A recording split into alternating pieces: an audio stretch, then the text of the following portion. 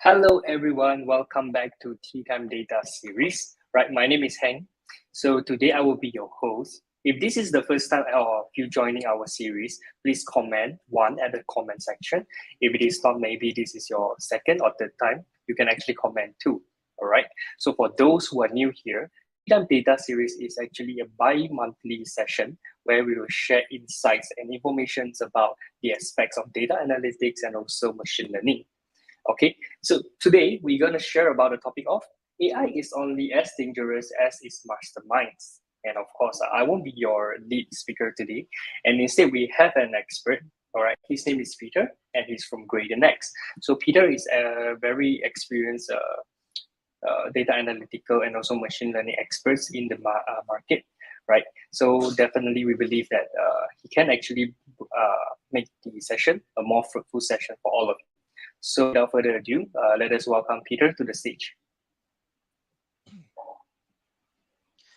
Hi, good morning. Good morning. Okay, let me just Hi, good morning, Peter. hi, morning. Great. Let me just Morning, hi. right. I'm glad to be here. Let me just share my screen.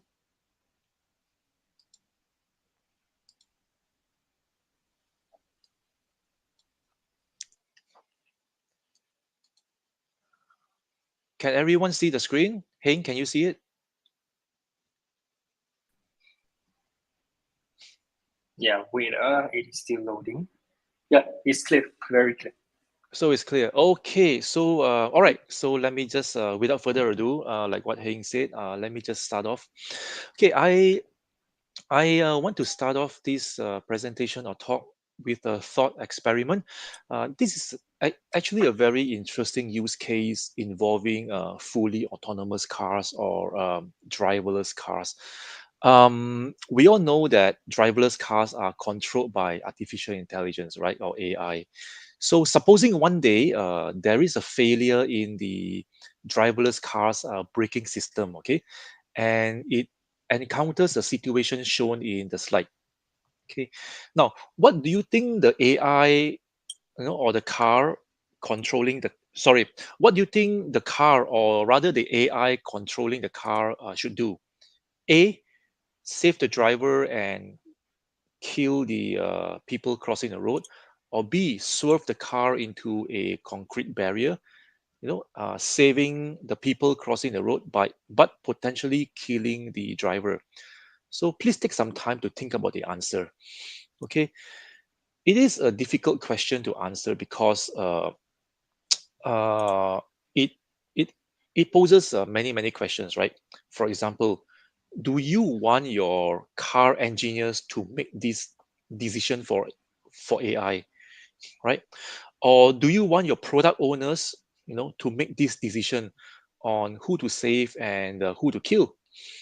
Obviously not, right? So that's why, right, we as a society, we globally, right, we need to have a serious conversation, around how we and also our future generation, right, can live harmoniously with artificial intelligence. Okay. Now, so good morning. My name is Peter, and I'm the co-founder of Gradient X. We are an AI consultancy, training as well as implementer. Okay, so today's topic, right, is about AI is only as dangerous as its masterminds. Artificial intelligence, right, has a very funny way of copying its creators. If the creator is lazy or unethical and doesn't care if the data fits the purpose, then the resulting machine will reflect the creator's personality, and this can become very problematic, especially if they work on weapons, cars, and other technologies that will shape people's quality of life. So in this presentation, right, I'm going to cover some interesting big data and AI ethical questions. Hang on a second. I think I just accidentally closed this presentation. Okay, so in this presentation, I'm going to cover some interesting big data and AI ethical considerations. Okay, uh, we're talking about AI affecting job losses, uh, whether AI can be fair or not, trust, transparency, equality, even mass surveillance, and these use cases are pretty much based on many discussions that I've had with friends and experts over the years who are actually familiar with the topic of AI, data, and also ethics. Okay, so as mentioned, I am the co-founder of GradNX, and I was also the head of data science and the analytics team in Media Prima Digital, and we as you know, Media Prima is the largest integrated publisher in Malaysia. And before this, I was in MDEC, where we work on strategies to build up a data-driven economy in Malaysia, and that's where we developed the first national big data framework for Malaysia back in 2014. Okay, so to kick off this presentation, right, I want to first talk about the types of AI that we have. So the AI that we have today is artificial narrow intelligence. Why? Um, Sometimes they are actually referred to as weak AI. Why? Because it specializes in one single area only. Okay, and we see a lot of real world business cases for this kind of AI, right? For example, in manufacturing, we have things like predictive maintenance. We have things like visual inspection of the machines. In e-commerce websites, we have things that you're really familiar with, like for example, product recommendations. In banking, what about credit scoring, right? So even in playing chess or even AlphaGo, right? So these are AI that that really specializes in one single task. Okay, now whereas artificial general intelligence or human level AI is what a lot of researchers are working towards. Okay, it is AI that is actually as smart as a human being. Okay, it is the type of AI that will potentially replace your judge, okay, or even doctors or lawyers or teachers or even your CEOs. So the question on everyone's mind is, can AI ever achieve general intelligence today? Since uh, even today, right, we ourselves, right, don't really have full knowledge of how our brains actually work and how they actually function. So it is actually very difficult to replicate how our brains work. But it is theoretically possible to, create a set of algorithms to mimic the human brain function. And the majority of AI experts seem to agree that we could create artificial general intelligence by the year 2060, which is another 40 years away, right?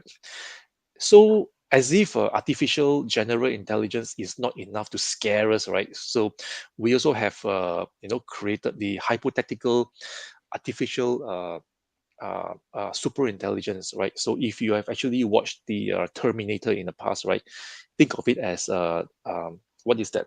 What is the name of that super intelligence, right? That actually controls the entire world, right? I forgot the name Skynet, already. Skynet. Skynet, you're right, Skynet. That's right, Heng. Yeah. So Skynet is a very typical form of artificial super intelligence, right?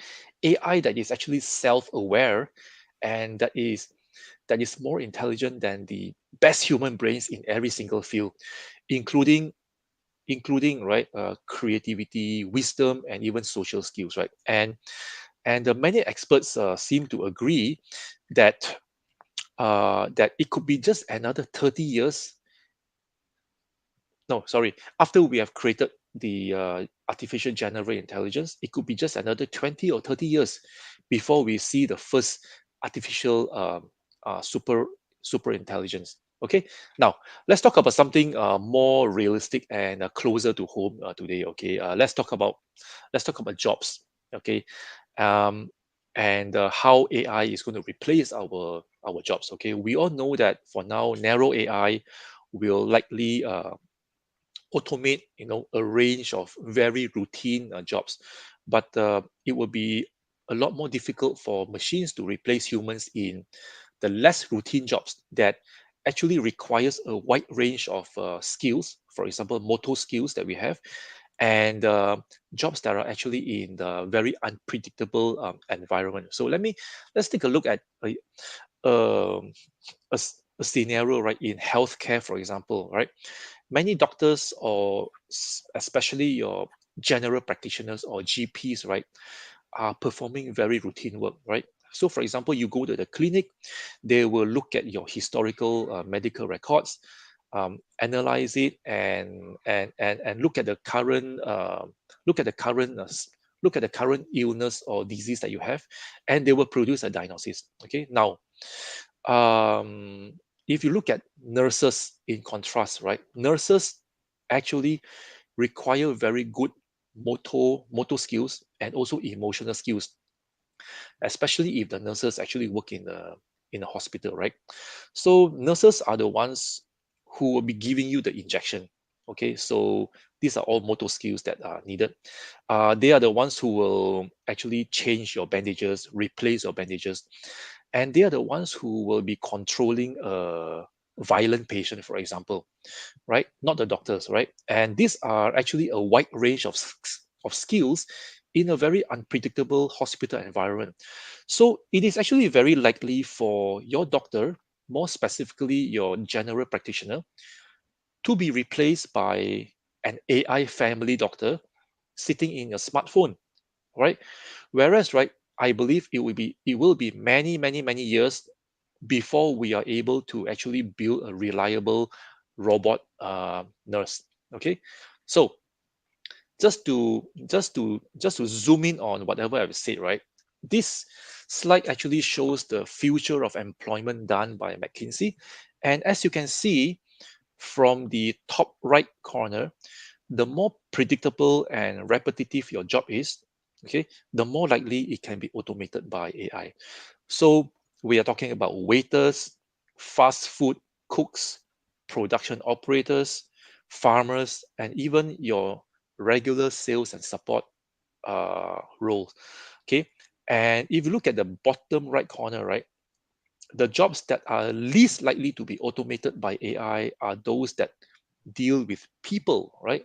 Like I mentioned just now, a nurse. A nurse usually deals with patients, and these are in a very highly unpredictable environment. Okay, and these are not jobs that are very routine. Okay, in a highly unpredictable environment. So besides nurses, you have got people in education, people in management, and people in healthcare, right? So you just have to ask yourself, right, or ask anyone with who has kids or children, right? Can a robot actually handle your kids or children? Obviously not. Okay, you actually need a human to do that. Okay, so the thing to remember is this. The thing to remember is this: machines and AI are tactical. Okay, you cannot beat AI in chess nowadays. Okay, because they are able to process and predict millions of potential moves per second. Okay, and they can even find new moves that a human chess player has never even thought of.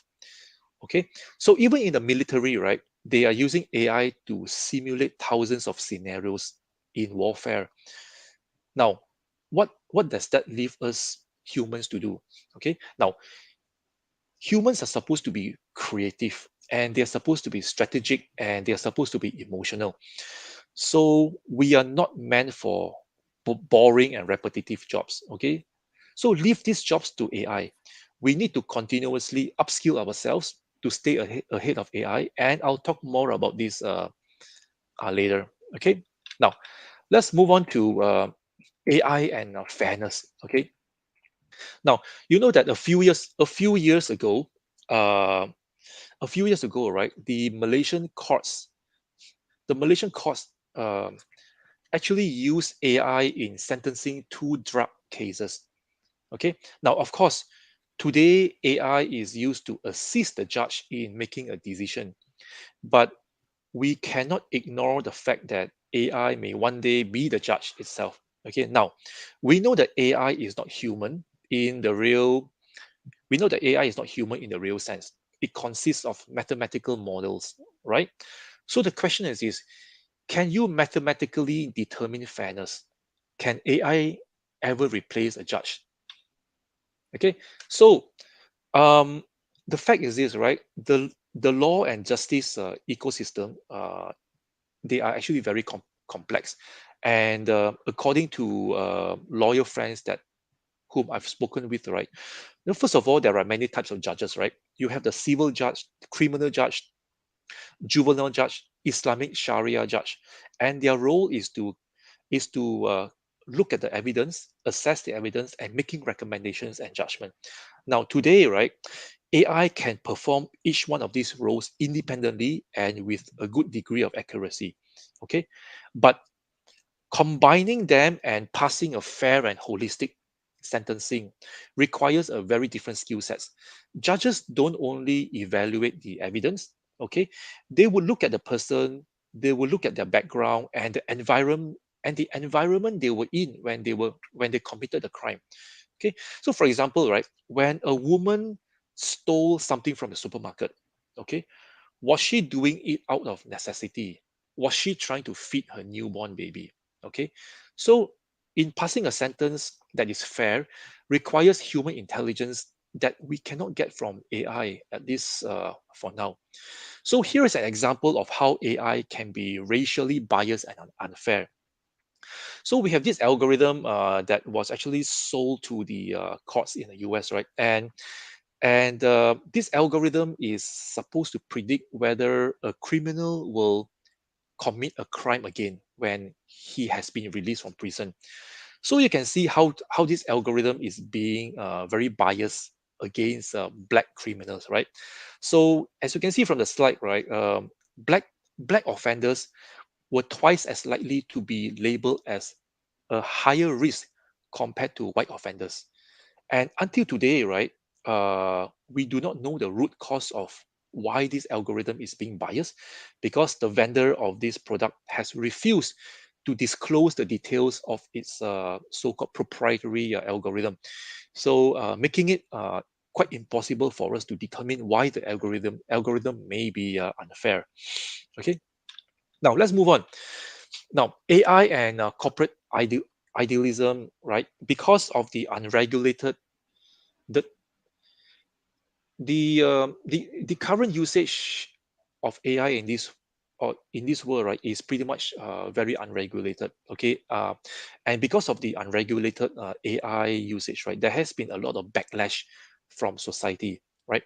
So even Google, right, who is one of the heaviest AI advocates, thinks that AI needs to be regulated. But it's like cigarette companies telling us that we need to regulate tobacco. So it's actually quite a joke, for them, for for actually Google to actually say this. And the reason why many companies say that AI needs to be regulated, but in reality they will do the opposite because because uh, because their business, right, actually directly conflicts with how they profit from AI, right? As and you can see from the many examples that you see in the news and all that, right? AI actually invades our privacy, just like how Facebook does it. AI, takes our jobs away. AI can be used to sell autonomous weapons. Okay, so again, the question is, can we ever balance the ethical usage of AI and the need to make money? Okay, now actually we can. In terms of privacy and AI regulations in companies, right, we are actually making progress due to pressure from society itself. Okay, and I'll give you an example. So, so for example, right, a few years ago, IBM told the world that they will no longer offer general purpose facial recognition software. Okay, they will no longer develop or research the technology for surveillance purposes. So they will no longer do that. They will no longer use this technology to for racial profiling, violations of basic human rights, and freedom. So in fact, a study conducted by MIT, right, a few years ago, found that none of the facial recognition tools from Microsoft, IBM, Amazon, right, were 100% accurate when it comes to recognizing people with dark skin. Okay, and I will give you an example. Okay, so here's an example, right? In 20 in 2015, right, Google's image recognition automatically tag pictures of black people as gorillas. So, and here's a fact: machine AI and machine learning systems often reflect the biases in the real world. Okay, so that's why I said, right, um, uh, AI AI pretty much reflects the personality of its creators. Okay, so in this case, right, a lot of these systems have a very difficult time recognizing people who are not white, because they were trained on the on internet images which have a lot of white people. Okay, so there is not enough training of the model involving people who are color. It can be black people, it can be Asians, right? So the training of the model did not include people who are not Caucasian. Okay, so this is a problem involving people or data scientists who are actually training the model. Okay, now let's jump to something even more interesting. So in terms of using AI in surveillance, right?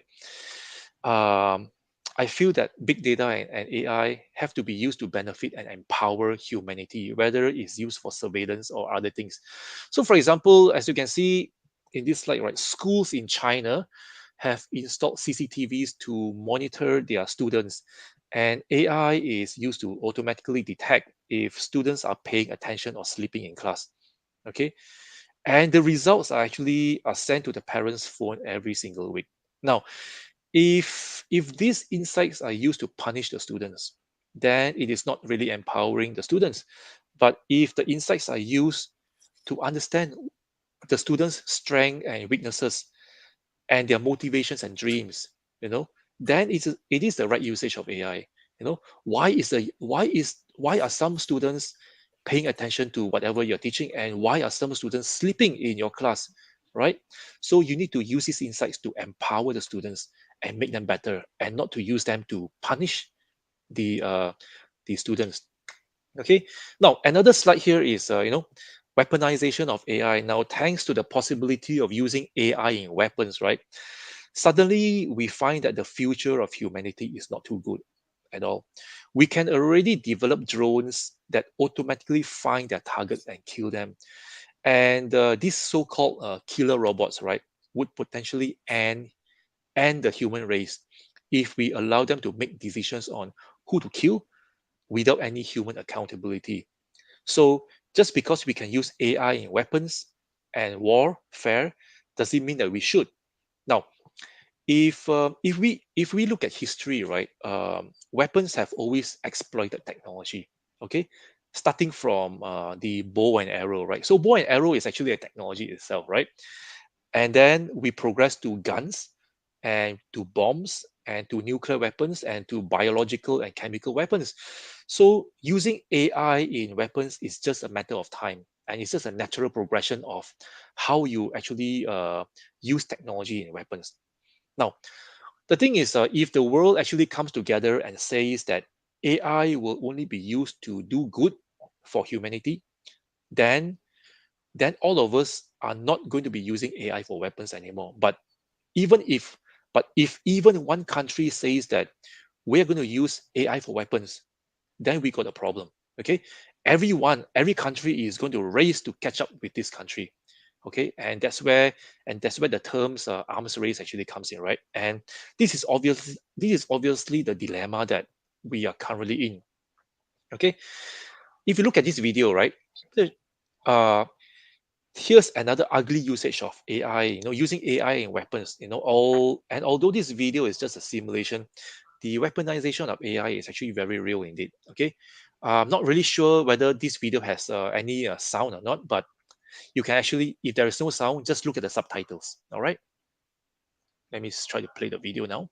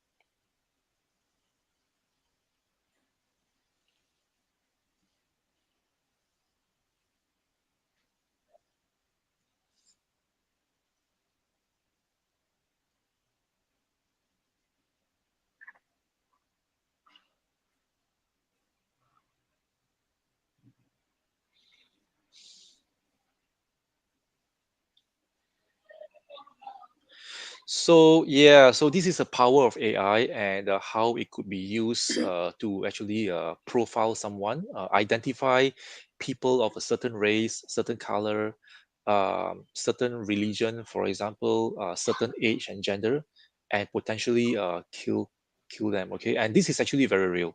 Yeah. So Yeah, we all Peter. know that. Yep. Hello. Yeah, before that, just let me further explain a bit about the video because I actually got read about it, right? So basically, they are showing the weapons where they created the bomb in the form of a swarm, like a beehive, right? Correct. So whenever you program something into the system, let's say you are targeting, let's say me, lah, right, an Asian, 26 years old looking, and then my height is roughly around 165 and something like that. I'm relatively thin, right? So the swarm itself, they will automatically swarm out and look for me, and then just try to kill me with the bomb. Right. Correct. So this is actually what you call a simulation, like what Peter mentioned earlier. But in the video itself, they are actually showing when the weapon got misused for mass murdering, right? So Yes. this video is actually to spark out the conflict, to spike it out, whether the usage of AI in weaponization is actually suitable, or it actually brought in more risk towards harming the citizens, right? Yeah, so this is something Definitely. that everybody can actually think of it. Thanks Yeah, for the video, definitely. Peter. That is a really great video. Mm. Yeah, no problem. And this video actually sparks a very debatable question, whether can, because if you look at conventional warfare, right, you see that, okay, uh, you see that, for example, US has nuclear bombs and Russia also has nuclear bombs, right? And when someone releases a nuclear bomb, okay, and when someone actually drops a nuclear bomb, we actually know who drops it. We actually know who actually started the war. But with this, right, there is no accountability at all. Okay, Yeah. anyone can just get commercial drones, modify them to actually include a bullet in every single drone and just kill Mhm. someone. And there is no Yep. accountability. So that's the big debate right now. There's no accountability in warfare when you It's actually hardly use AI. traceable when you're using weapons like Yep, this, right? you can't really trace at all. Okay. All right. So moving on to the philosophy of AI, right? I believe this is actually very crucial because this will actually bring us to the second part of how we can actually live harmoniously with AI. Now, we all know that AI systems are actually subjected to biasness. Okay, because the very people training them are actually biased, whether whether intentionally or not. Okay, so for example, we have seen facial recognition systems like what I've shown, right, failing to recognize people who are not Caucasians or white people. Okay, so and I've also shown that the Google's photo categorization software labeled black people as gorillas back in 2015. So AI can definitely revolutionize the world, but it is also critical to recognize AI's limitations. Okay, and we all believe that the future use of truly important technologies like AI must be ultimately right decided by broader social debate. Okay, where participants actually not only come from the tech savvy. Okay, participants cannot only be your data engineers and your data scientists. Okay, but it must also include the subject matter experts from other fields as well, where the AI is being developed. Okay, because AI is never an independent field.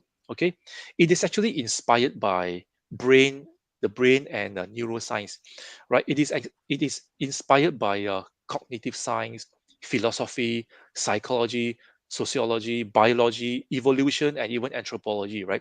So the development of AI must have all the mentioned fields of study. Then only we will have AI that is ethical and that would put people and the planet first. Okay, we would then have AI that is transparent, genderless, and also unbiased, and empower as many people as possible. So let me give you one example. Uh, oh, sorry, I have this third point, right? So the third point, the last point I want to make is AI ethics, right? Is not only about how machines can provide better services to humanity. It is also about how humans can live in harmony with machines, especially at a time when AI is taking jobs away from us. So let me give you an example, right? What I mean by the development of AI must incorporate a diverse field of knowledge. Okay, so if you can remember, a few years ago, Microsoft actually released an experimental Twitter chatbot that Yeah. the company claims would get smarter as more and more people engage with it. Well, guess what happened? People actually started chatting with the chatbot, and people actually, people are very unpredictable, Yeah. right? It will start to feed the chatbot all kinds of stupid and Nonsense. racist nonsense, especially Yeah. racist remarks, just to see what the Yeah. chatbot would do. And just like what they managed to do, right, in less than 24 hours, the chatbot literally turned into a racist. Okay, as you can see from the, the tweets. Okay, and a lot of these, right? So the important thing is a lot of these problems could have been avoided if the data scientists and the data engineers in Microsoft had work with people who specialize in human conversations, and these are the people who are not tech savvy at all. Okay, Yeah. so when I talk about people who specialize in human conversations, I actually mean people who are linguistic experts, people who are copywriters, people who write storybooks, and even people who are comedians, right? So these are the people who are non-technical, and these are the people who will give the data scientists very good feedback as in how to actually program these kind of chatbots, right?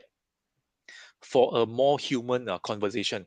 So if you want to build a chatbot that really works, you have to combine data science with your subject matter experts, and these subject matter experts are pretty much your non-technical people. Okay, Yeah. so Agree. very very important to understand this part, right? Especially if you're a data scientist and if you need to work on a problem, right? um, you will need to collaborate with your business functions. Okay, people who actually know the business of your department very well. Okay, otherwise your AI system is going to be a failure. And you know we can take this offline, because we have had a lot of experience with data scientists. Given a problem, they will just work and work and work on the model, and the resulting model does not really fit what the business function actually needs. Okay, now, so the second part of this talk is, if AI ethics is about uh, living in harmony with machines, right? We would definitely need to prepare our kids and our future generation to work with these machines. Okay, and this is a very interesting message by Li Kai-fu, right? He is one of the most prominent people in the Chinese AI and internet industry, and he's also the author of the famous book AI Superpowers. Okay, he says that the jobs of the future will require people who are creative, compassionate, and empathetic. Okay, who can create trust, build a team, inspire service, and communicate effectively. Okay, and interestingly enough, right, based on whatever he says on this slide, he is actually convinced that AI will never be capable of creativity or even empathy. So, empathy is the ability to understand and share the feelings of another human being. So, what does all this mean, right? Now, if you look at another study by McKinsey, in the face of disruptive technologies like AI, there are actually certain skills that are important and growing. If you look at the top right corner of the four quadrants, right, um, there are actually skills that are important and growing, like technological skills, things like digital IT, tech design, advanced data analysis, scientific research. We also have social and emotional skills, okay? Leadership, communication, interpersonal, entrepreneurship, adaptability, teaching and training. And of course, the higher cognitive skills, creativity, critical thinking, project management, advanced literacy and writing. Your reading and writing skills has to be really good, and complex information processing. Okay, so these are the three clusters of skills that you need, in the face of disruptive technologies. Okay, now, as you can see, right, technical skills are just the tip of the iceberg. Okay, and represents perhaps only 20% of the skills that you should have, you know when this world is actually faced with disruptive technologies like AI, big data analytics, quantum computing, 5G, and all that. Okay, and as you probably know, right, these tech skills are actually based on the STEM subjects, right? STEM: science, technology, engineering, and math. Now, what is missing from the STEM curriculum in many schools and universities nowadays are the other 80% of the iceberg that comprises of the social and emotional skills, and also the higher cognitive skills. Okay, so what we really need to do is to add the A into the STEM. Okay, A stands for the arts component. Okay, into the traditional STEM environment, we need to turn our STEM education into what we call as STEAM, STEAM education that actually includes not just the science and technology and math, but we need to include the social, emotional skills and higher cognitive skills. Okay, now AI is actually because AI is getting more and more intelligent, and we humans are responsible for developing morality and ethics into these machines. AI is going to have a major impact on the world, and the ethical issues, just like what you have seen in the previous slide, so the ethical issues like facial recognition, surveillance, invasion of privacy, job losses. Okay, these are all actually very important for human beings to solve. And in order to solve these complex ethical ethical issues, right, we will require a variety of skills, not just from the STEM professionals, not just from science and technology, but skills from the great minds in arts that includes humanities, music, literature, philosophy, creativity, language, and all that stuff. Because AI is not only a technological achievement, it is also a highly creative achievement. Okay, and this, my friends, is how we need to develop our future generation to live and coexist with AI and machines. So it is true that AI is only as dangerous as its masterminds, but if we develop our future generations to future gener sorry, if we develop our future generations based on what I have proposed, right, then AI can actually liberate and free all of us. So this is the end of my presentation. Okay, and just a bit about what Graydon X does, right? As mentioned in the beginning of my presentation, Graydon X is an AI consultancy, training, and implementation company. So we cover data and AI strategy, consulting work. We also help companies with data engineering, data science, and deployment of AI models in the production environment. And this is my last slide. So today I really have a special offer for you guys. If you scan this QR code and complete a short survey, we will be able to send you a report on of your company's data and AI maturity for free. Okay, so I'll just leave this slide here for a while before passing the stage back to Heng, our host.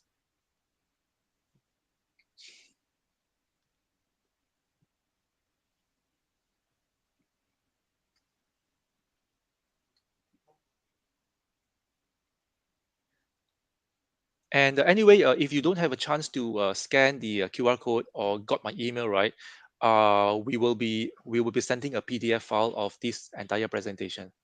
Okay. Hey, back to you. Yeah, thank you so much, Peter. Yeah, so No problem. everybody, do you guys have any question regarding the content today? Right. From the comment section, we don't actually see any questions, lah. Right. So just feel free to drop your questions here. Right. Before that, while we are waiting. Right. So just a question for you, Peter. Yeah. Sure. So yeah. So of course, something fun, lah. Huh? So what do you think about the movies that always portray AI as the villain? Do you think it is something realistic, or you think it's something unimaginable? Yeah. So movies portraying AI as a villain, like for example in Terminator, right, is really as you know, right, bad news always sells, right? Yeah. So I mean definitely AI can do a lot of harm, like for example like what I've shown you, right, in AI, the weaponization of AI. And this is actually a very real thing. In fact, there are actually a lot of NGOs out there who Mhm. are very very against the weaponization of AI. They know that they can't control weapons being developed using AI. Just like last time, they cannot control the development of atomic bombs, right? So what these NGOs are really trying to do is to actually have have ethical and legal have ethics and legalities, implemented surrounding this weaponization with AI, so that uh, so that it is actually transparent, and people or countries can be made accountable, if anything were to happen. Yeah. So yeah, AI being made villains is actually very real indeed, but obviously, AI can actually do a lot more good as well. Yeah. So what we actually expect that the AI that can actually cause the extent of damage to the humans, right? To that Mhm. extent, like in the movies, most likely it will be the what do you call that? The artificial super intelligent went wrong, lah, right? Yes, but that's probably another 50, 60, 50, 60 Yeah, years it's from now. kind of But a but distance if you away. look at what is currently happening right now, right, AI can actually cause a lot of harm as well. Like for example, being very biased towards certain gender and all that. So we already have AI systems that have been trained with the wrong sets of data, as you can see from the Mhm. Google image Google bot. recognition, right? Yeah. So in Google, most of the models were trained with images containing white or Caucasians. Okay, so that's why when it came to trying to recognize people of color, black people, Asian people, they actually frequently mis Mistaken. misidentify, these Yeah, people misidentified. us as something else, like for example, some other objects or even animals, right? So if you look at the was it the self-driverless car from Tesla, right? When it actually had an accident, it was actually at night when it couldn't even identify an object on the road at night. Okay, so this is not the problem with AI. It's actually the problem of the data being used to train the AI. Yeah, and Yeah. in the past we have also suffered from a gender biasness whereby females were evaluated by AI when it came to loan processing, and these females, a lot of some of the very qualified females were actually rejected rejected by the loan processing. Yeah, because simply because a lot of this data being used, right, involved male loan applicants. Okay. So we have another question from the floor, right, from Mm. Nadia. So what is your current opinion on AI applications in Malaysia?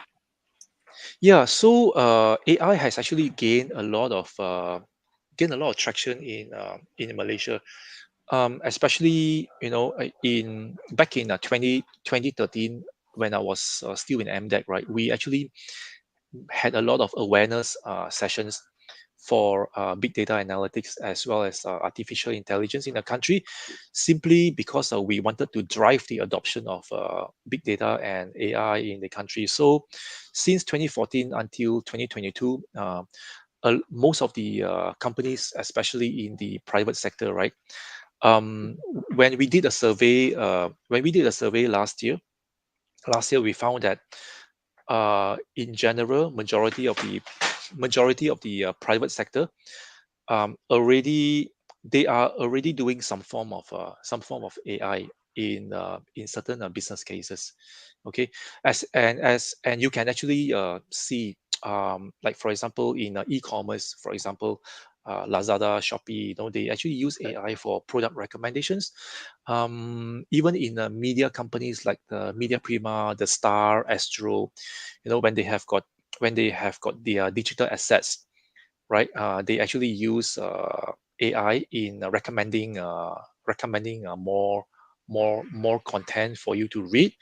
In manufacturing, you see a lot of the MNCs in Malaysia, Intel, HP, Keysight, and all that. They are already using AI to inspect the products that go through the production line. They are already using AI to a certain degree to do maintenance of their machines. So instead of doing preventive maintenance, regular maintenance, they are already going into predictive maintenance. Okay. So many other industries like in logistics and heavy machinery in industries, we are looking at predictive maintenance as well. Oil and gas, if you look at companies like Petronas, Shell, ExxonMobil, and all that, they are really using AI to try to predict based on historical data, right? They're using AI to predict where the next potential oil well is going to be. Yeah. Okay. So many usage of AI, especially in even in IT. IT, they're using AI for cybersecurity. Yeah. Mhm. Yeah. Hmm. Okay, so let me have a look. Yeah, I hope that actually answers your question, Nadia. Right. Yeah. So I think from my side, everything is nicely done, and then also content is really fruitful for all of you. And of course, before we end for today's session, right, just to remind everybody again, the Tea Time Data series is actually an initiative from Quantetics Academy, The company is actually a analytics training leader in Malaysia. So just in case, if any one of you wanted to get some opportunity for upskilling, skills development, or self enhancement, you can always contact us through the email. All right. So, and again, very thank you, Peter, for spending your time today with us. Right. No and problem. Also You're most welcome. Thank you for your very good sharing for today. Yeah, All right, I'll Peter, pass you guys the anything you want PDF to? slides. Yeah. Yeah. All right. Anything I So want to add? thank you so much. Peter. Sorry. No, not much. You have my email. I mean, later I will be passing you a copy of the PDF copy. If you have any questions or or any comments, just feel free to email me. Yeah, contact Peter. Yeah. Okay. We'll Yeah. be Thank you so we'll be much. helping you It to has been pass a on pleasure. the emails. Yep. All right. Thank you so much. Have a good day to all of you, and also to Peter. Have a good day. Okay. Thank you. Bye. Bye.